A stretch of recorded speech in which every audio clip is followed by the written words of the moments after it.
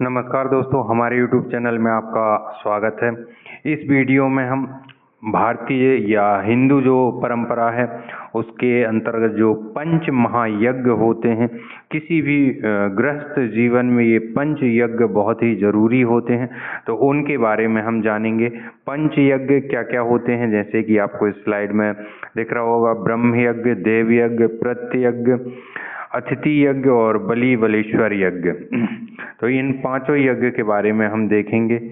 तो भूत यज्ञ, जीवधारियों का पालन करना, अतिथि यज्ञ या नृयज्ञ, ये अतिथियों की सेवा, ब्रह्म यज्ञ ऋषि यज्ञ बोलते हैं जो स्व अध्याय के लिए किया जाता है, तो ब्रह्म यज्ञ को ऋषि यज्ञ के नाम से भी जाना जाता है। देव यज्ञ इसे बलि यज्ञ कहते हैं, जो कि अग्नि में हवन द्वारा देवताओं को प्रसन्न करने के लिए किया जाता है। और पांचवा है पितृ यज्ञ, जो कि पितरों के तर्पण के लिए एवं संतान उत्पत्ति और पितरों का आशीर्वाद लेने के लिए किया जाता है। तो इनको डिटेल में हम देख लेते हैं। तो सबसे पहले ब्रह्म यज्ञ के बारे में देखेंगे। ब्रह्म यज्ञ या ऋषि यज्ञ से बोलते हैं, जिसमें वेदों का, धार्मिक ग्रंथों का अध्ययन करना और उन्हें दूसरों को पढ़ाना, यानी कि अध्यापन करना। इसके नियमित अभ्यास से जहाँ बुद्धि बढ़ती है, वहीं पवित्र विचार भी मन में स्थिर हो जाते हैं। इसलिए रोजाना जो है धार्मिक ग्रंथों का पढ़ना और पढ़ाना चाहिए।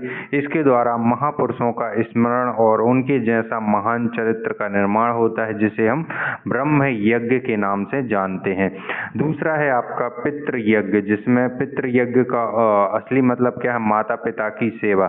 तो माता पिता की सेवा जीवित रहते करना है। ऐसा नहीं कि आप जीवित रहते वृद्धाश्रम में रहें, उसके बाद जो है आप उनकी सेवा करें या उनके लिए यज्ञ करें या उनके लिए दूसरे काम करें, तो ऐसा नहीं। जीवित रहते हुए यहाँ मेंशन किया गया है, आपके ग्रंथों में लिखा हुआ है कि जीवित रहते माता पिता की सेवा करना। उसके बाद जब उनकी मृत्यु हो जाए, उसके बाद तर्पण, पिंडदान, श्राद्ध, ये सारे कार्य करना, इसे प्रत्य यज्ञ कहा गया है। और पुत्रों के द्वारा किए गए अन्न, जल आदि द्रव्य से पितृ तृप्त होकर खुश हो जाते हैं। तर्पण करने से पितृ लंबी उम्र, संतान, धन, विद्या, स्वर्ग, मोक्ष, सुख और अखंड राज्य का आशीर्वाद देते हैं। तो ये हो गया आपका पितृ यज्ञ। तीसरा है आपका देव यज्ञ। देव यज्ञ का अर्थ है देवताओं का पूजन और हवन। सभी विघ्नों का हरण करने वाले, दुख को दूर करने वाले, सुख समृद्धि प्रदान करने वाले देवता ही हैं, और इसलिए हर घर में देवी देवताओं का नियमित रूप से हवन व पूजन होना बहुत जरूरी है। तो ये हो गया आपका कौन सा, देव यज्ञ। उसके बाद आप देखेंगे भूत यज्ञ। भूत यज्ञ का अर्थ है आप अपने अन्न में से दूसरे जीवों के कल्याण के लिए कुछ भोग देना, कुछ भाग जो है उन्हें निकाल देना। जैसे कौआ, चींटी, गाय, कुत्ता, ऐसे बहुत सारे जीव होते हैं जिनके लिए अन्न को बर्तन से निकालकर साफ जगह रखने के बाद दान दे देते हैं। यह भूत यज्ञ कहलाता है, और इसी को हमें बचपन से सिखाया जाता है। जैसे पहली रोटी गाय को देनी, अंतिम रोटी कुत्ते को देनी, उसमें से फिर पक्षियों के लिए निकालना, चींटी, कीड़ों के लिए, कौओं के लिए। तो ये सारी चीजें करना क्या कहलाता है, भूत यज्ञ कहलाता है।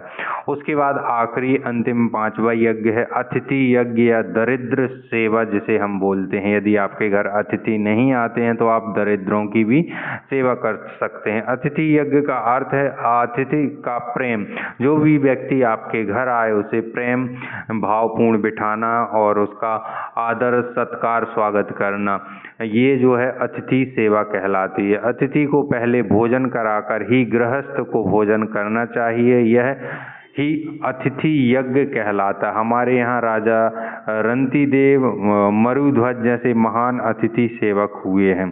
तो ये जो है आपके 5 महायज्ञ हैं, जो कि एक गृहस्थ जीवन को अपने जीवन में जरूर करने चाहिए।